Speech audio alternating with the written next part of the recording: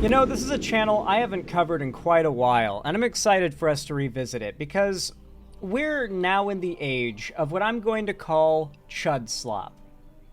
You know, I'm sure you know what slop is, you know what chuds are, it's just a term for conservatives, so content made for chuds to just devour like slop for a trough of pigs, it's Chudslop. That's gonna be our name for that realm of content, right? Sweet! Sorry, I had to do it, okay? I had to do it, Metal Jacket, thank you. Anyway, the Chudslop is an entire brand of content online centered around using any relevant cultural thing that's trending right now to push a right-wing agenda in order to, well, everybody is interested in this popular thing, but conservatives want to hear how popular thing means their side is getting stronger and more successful and popular. And so they make content that's either about how this woke thing is failing or about how this conservative thing is succeeding and epically owning woke people. Or they'll just make videos that are outright harassing actors and actresses and voice actors and actresses involved in projects that they have a problem with. You know, famously and most recently, it's the Snow White movie. But I figured, why not return to one of the original Chudslop channels, one of the first I ever covered on this channel, Geeks and Gamers, who has grown to nearly 500,000 subscribers over the years. I must say, I thought that his channel would die off and people would realize that he's just kind of a lie merchant, a slop merchant, if you will, but no, he's continued to grow. He's out here still chugging along. In fact, he just a couple days ago uploaded a video shitting on actor Pedro Pascal, one of the most beloved actors like these days, frankly. Everyone loves Pedro Pascal. In fact, I'm pretty sure my mom is like upstairs waiting for me to finish stream because she's visiting and she wants to watch The Last of Us season 2. She's really into it, which is surprising to me. It's like, man, I've experienced The Last of Us story so many times, you know, like I'm excited to watch the show, but it almost feels like a replaying of the game at this point, you know what I mean? Anyway, though, excited to watch season 2. Everyone loves Pedro Pascal. Literally everybody. He's great. He seems like a chill guy in real life, but of course, he's very progressive, and he's open about it, and he's not apologetic about his progressive values, and that is the exact kind of thing that gets you negative attention from slop merchants like this guy. So let's take a little trip down memory lane, shall we, and watch a Geeks and Gamers video. Oh wow, his video is only 6 minutes long? Man, I will say, it seems like he cut out a lot of the fat. Ooh, here we go again. Hollywood has learned absolutely nothing, and their favorite B-tier character, Pedro Pascal, is at the forefront of it once again. And B-tier character? Oh, I think, to be fair, I think Pedro Pascal literally specifically called, I think it was either the Quartering or Geeks and Gamers a loser on like Twitter or something at one point. And so I'm it's either the Quartering or Geeks and Gamers who has like a really big hate boner for Pedro Pascal specifically. How is he a B-list actor if most of his roles are as the main character? Like, he's the Mandalorian in The Mandalorian. He's Joel in The Last of Us, you know, the main character who you play as, right? Like, these are the two biggest shows, like two of the biggest shows on TV right now, and he plays the main character, and one of them he's the titular character. Like, how is that a B-tier celebrity? I guess if your standard for A-tier is like Tom Cruise, you know, I guess, but I don't know. Yeah, maybe I'm glazing too hard right now. It just seems like a bit of a reach. And he is making this all about Orange Man bad. Now, again, in a perfect world, Pedro Pascal can say whatever he wants. I don't really care if he has. In a perfect world, you can say whatever you want, but because the wokeness, it's okay when we're against people's free speech. Because remember, when the left does what he's about to do, it's imposing on someone's free speech. But when he does it, it's okay because in a perfect world.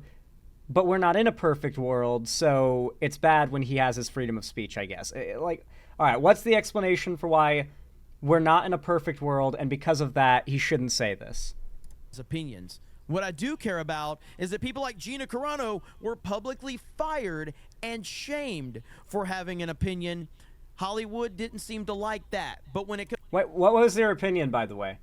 I'm just curious. What was the take that got her fired? Because it was her claiming that anti-vaxxers are as oppressed as Jews are in the Holocaust, and then she posted a bunch of pictures of the Holocaust to try and compare it to her experience as an anti-vaxxer. That is why she was fired, for those that have conveniently forgotten. comes to Pedro Pascal, someone who has a long history of doing far worse than what Gina Carano did, they have absolutely no problem with it whatsoever. And we have Pedro Pascal's latest film, Eddington. Ari Aster wrote a movie that's all of our worst fears. Ari Aster? You're shit-talking Ari Aster, the guy that's, like, considered the best horror dude? Like, the guy who makes the best horror movies. He's going to star in an Ari Aster movie, and you're trying to frame this as, like, a future woke failure? Really? The guy who made Hereditary and Midsommar, and it's going to star Pedro Pascal, and you're like, this is going to be a woke failure. Really? That's a brave claim to make, my friend. That is a brave claim. In a post-COVID political era. This new movie is all about Donald Trump and COVID. When it came to unpacking the politics of MAGA culture and Donald Trump and Ari Aster's Eddington, there was no dodging the subject for filmmaker and stars Pedro Pascal and Joaquin Phoenix at the Cannes presser this afternoon. Actually, and Joaquin Phoenix? Okay, yeah, this movie's gonna fucking flop, clearly. Let's let Pascal do all the talking. Eddington is a melting pot about the fallout from COVID, the frenzy of social media, and how Black Lives Matter gripped the country.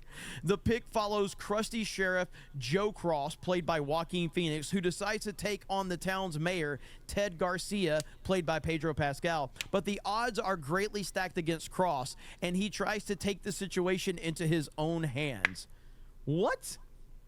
It says that Pascal, when asked how the politics of the movie speaks to the Trumpian era. Wait, is that his commentary? Just a high-pitched, what? Really? That's it? Just confusion at the idea that it's a story about a town sheriff and local mayor having a feud, like a political feud? Okay. It's very scary to participate in a movie that speaks to issues like this. It's far too intimidating of a question for me to address. I'm not informed enough. I want people to be safe and protective. I want very much to be on the right side of history. He added, I felt like Aster, I think that's how you say his name, wrote something that was all of our... There's no way it's pronounced Eister. I've always heard Ari Aster. I've never once heard it pronounced Ari Eister. I've always heard Ari Aster. Worst fears, as that lockdown experience was already a fracturing society. This was building towards the untethered sense of reality, and there is no point in not going back. I was overwhelmed by that fear, and it's wonderful It's wonderful it was confirmed by Ari. My goodness. Dude, imagine if I did, like, videos covering conservatives and all I did was just read their quotes. If I just read all their quotes like this and ended it at that. Like, no commentary whatsoever, just reading it in the funny conservative Midwest, like, wine mom accent, and then just left it at that. Like, we made fun of what they said. Moving on. Okay. No wonder this video is 6 minutes long. Is he going to actually say anything, like, worth deconstructing? These people are broken. Now, here is the clip these people are broken? Pedro Pascal getting... All right, these people are broken. That is his commentary. Okay, good. Oh, and we got drama alert, the best source, of course. Backlash for speaking out against Trump's administration's immigration policy. I want people to be safe and to be protected, and I want... Yeah, evil, of course. Remember, these people have always famously said that empathy is a sin. The sin of empathy, remember. Very much to live on the right side of history, and I'm an immigrant. My parents are refugees from Chile. I myself was a refugee. We fled a dictatorship, and I was privileged enough to grow up in the U.S. and after asylum in Denmark, and if it weren't for that, I don't know what would have happened to us. And so I stand by those protections always.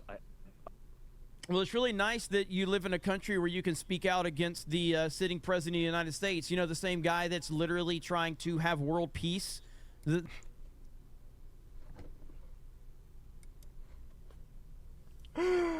Okay. Okay. All right. That's really good.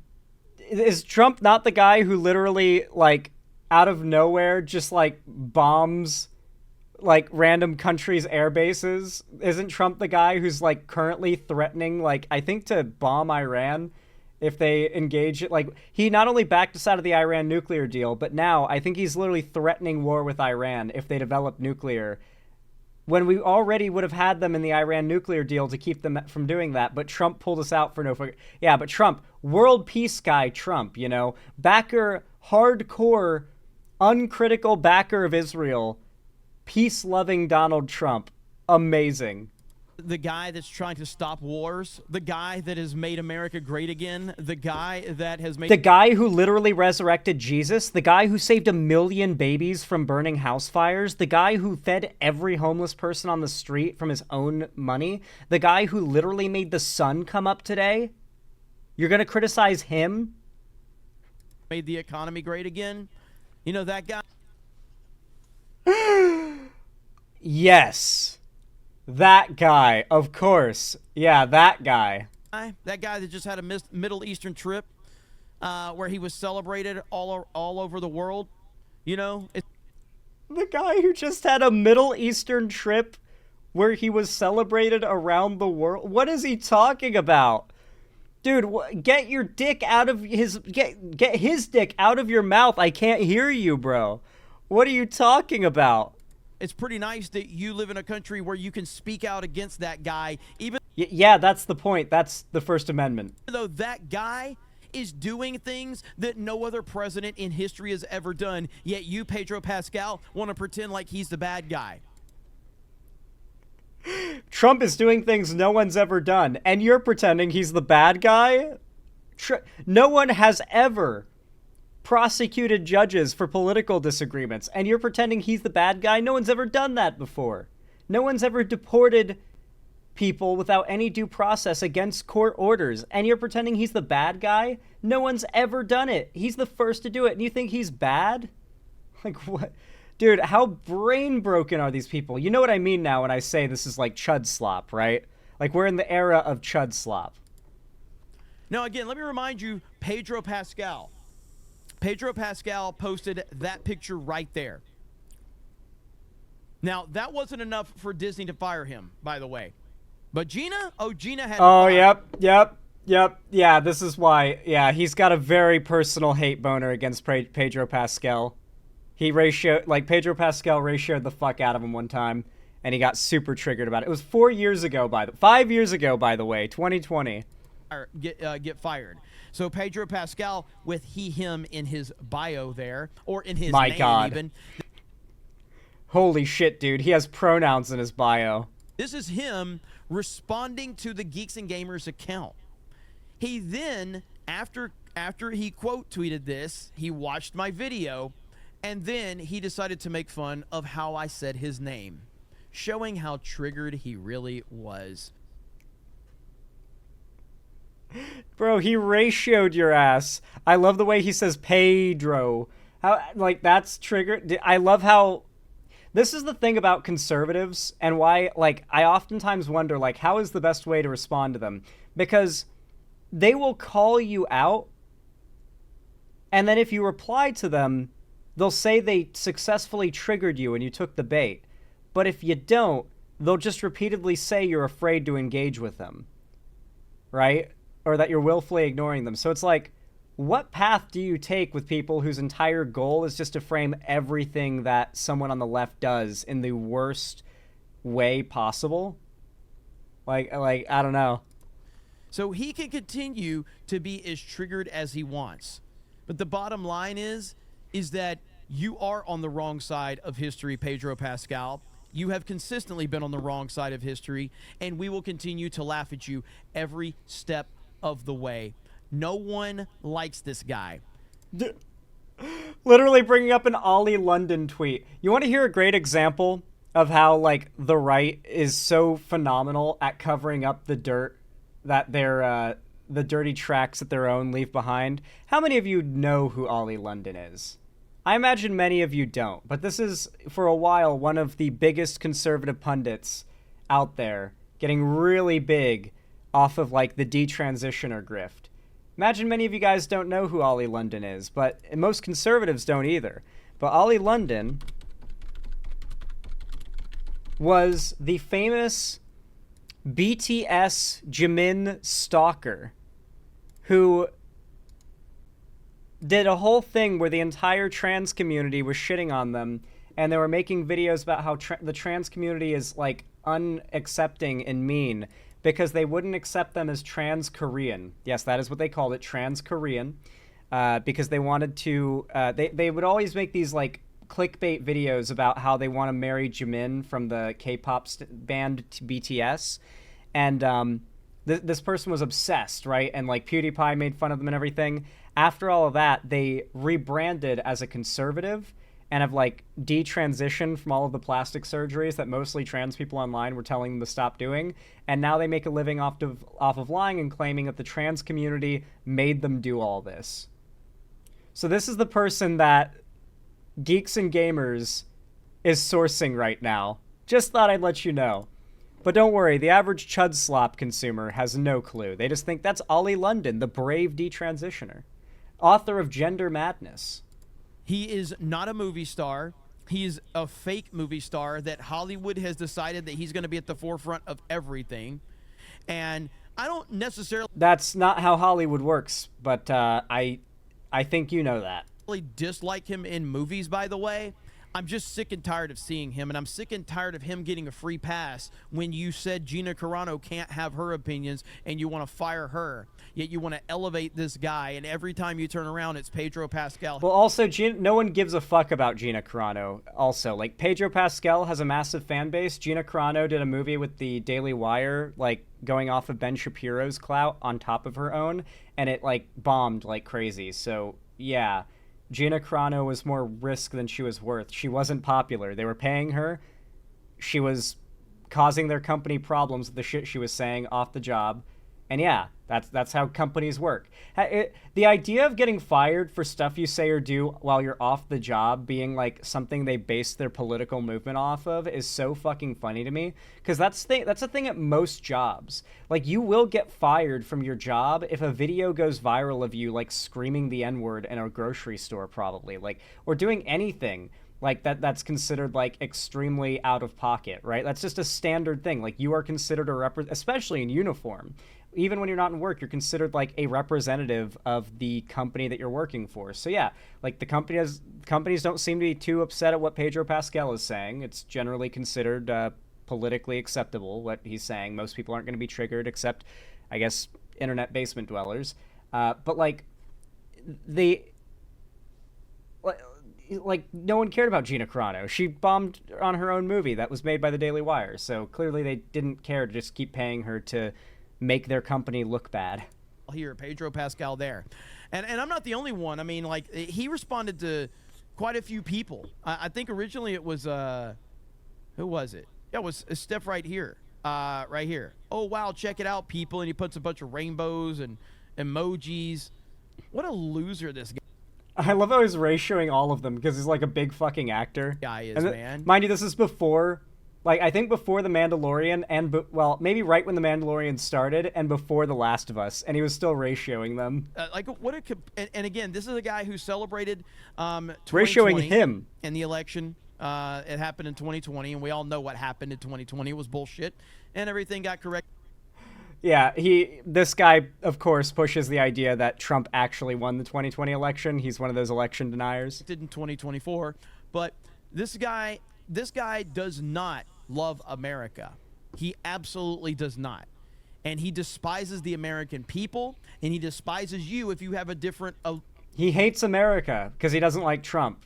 Very good, very concise. Great commentary, Mr. Chudslop merchant. Opinion than him. And he's made that very clear. And Disney has made it very clear that they don't care. They don't care that he disrespects you. They don't care that he's alienating the audience. They don't care. because he has the correct politics in reference to Hollywood, and that is ultimately all. They don't care they're making less money because he has the right politics. What's the business here? What is the business here in just tanking constant money losses to push an agenda? Just go out and say you think it's the Jews pushing a conspiracy. What is the profit motive here? Otherwise, like, what is the conspiracy that you think is happening that justifies this is like a business mode, that can operate on such a large scale? Like, clearly you think there's a conspiracy afoot. Just outright say what you think is going on. You clearly wanted JQ. Come on. All that matters to Hollywood. So continue to do this, Pedro. Continue to play the fake victim. Continue to pretend like you care about people, but in reality, you care about no one but yourself. When you realize that in the context of what this guy's interactions with Pedro Pascal, this dude is just insanely mad that Pedro ratioed him on Twitter one time, it makes this video even funnier. I gotta see if, like, the comments are calling this dude out. Please tell me they are. Can't wait for the post-Pedro era to begin. He is the most annoying girl boss. And then Pedro doing everything to run off the last of his fans. Gina must be loving this. Pedro and Disney just keep on proving her right. Gina is going to make millions off this fool. Yeah, not in movies. Look at me, I'm a victim. Pedro Pascal basically in every interview. I didn't hear him say that. If he's so lucky to be here, then why doesn't he stand up for Gina? What a pathetic coward. And Disney wonders why the audience is walking away from their movies. Male Rachel Ziegler's fall will be epic. Can't wait. He is the biggest reason I'm not going to see FF, whatever that is. Gen X here, and we don't intend to scare anyone. We intend to offend everyone and continue to milk the salt from those who can't handle it. Pedro seems like a rich source of salt to mine, and this will be fun. And do you want to see a profile picture of this guy?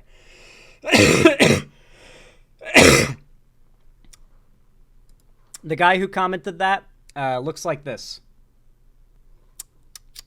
Very good. Very good stuff. Makes me happy. Just, you gotta know. You gotta know. You know how it is. Anyway, guys, if you enjoyed this segment, if you found what I had to say entertaining, enjoyable, or in any way educational, then please consider leaving a like and a comment down below. If you ever want to see my channel or your favorite progressive channels rival that of the average conservative Chudslop channel like what we just watched there, you gotta hit that like button, you gotta hit that comment button as well. And hey, if you want to know something to comment, you can actually leave below no more Chudslop to let me know you saw all the way to the end. It'll help the channel, and it tells me you enjoyed enough to watch everything. And of course, if you want to see more from me in the future, be sure to subscribe and ring the bell icon to turn on all notifications so YouTube actually tells you when I go live or upload new videos in the future. And of course, if you want to see more from me on other platforms, you can follow my social medias linked down below, especially my fan Discord, as it's the main hub of my community and fan base, and I host gaming events, call-in streams, watch parties, and a lot more in my Discord. It's the best place to be. And of course, if you want to support me financially, directly, help me keep the lights on and a roof above my head here at the Xander Hall studio, then please consider donating, subscribing, or gifting a sub on my website, xanderhall.com/live, or support me through YouTube, Twitch, Streamlabs, Stream Elements, Patreon, or buy some custom Xander Hall merch through the Streamlabs link down below. Regardless of how you support me, though, thank you so much for watching, and as always, have a good one.